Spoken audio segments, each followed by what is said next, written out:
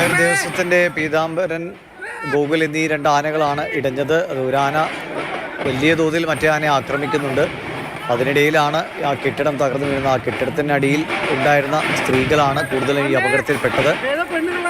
ആനയുടെ മുകളിലുണ്ടായിരുന്നവരൊക്കെ രക്ഷപ്പെടുന്നത് എന്തോ ഭാഗ്യത്തിന് ജീവൻ തിരിച്ചു കിട്ടിയെന്ന അവസ്ഥയിലാണ് രക്ഷപ്പെട്ടു പോകുന്നത്. പക്ഷേ ആ കെട്ടിടങ്ങൾ തകർന്നു വീഴുമ്പോൾ അതിനടിയിൽ പെട്ടുപോയ ആളുകൾക്കാണ് രണ്ടുപേർക്ക് ജീവൻ നഷ്ടമായത്.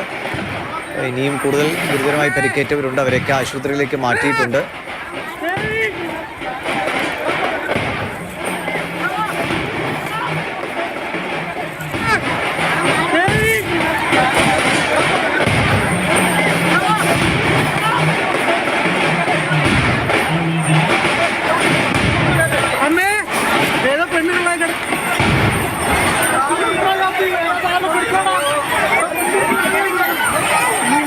കൊയിലാണ്ടിയിലെ മുൻപോങ്ങര ദേവീക്ഷേത്രത്തിലാണ് ഈ അപകടം സംഭവിച്ചിരിക്കുന്നത്.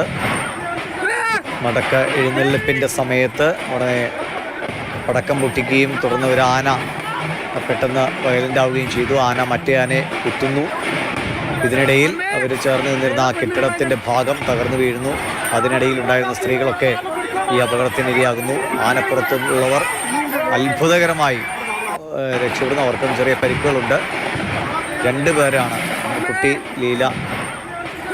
ലീലക്കുട്ടി എന്നീ രണ്ട് പേർക്കാണ് ജീവൻ നഷ്ടമായിരിക്കുന്നത്.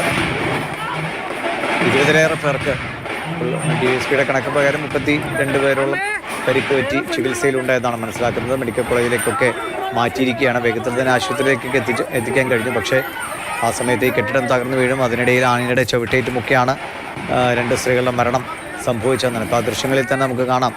പരിഭ്രാന്തരായ ആളുകൾ വിളിച്ചു പറയുന്നതും അതിനിടയിൽ രണ്ട് സ്ത്രീകൾ പെട്ടുപോയി എന്ന് പറയുന്നതൊക്കെ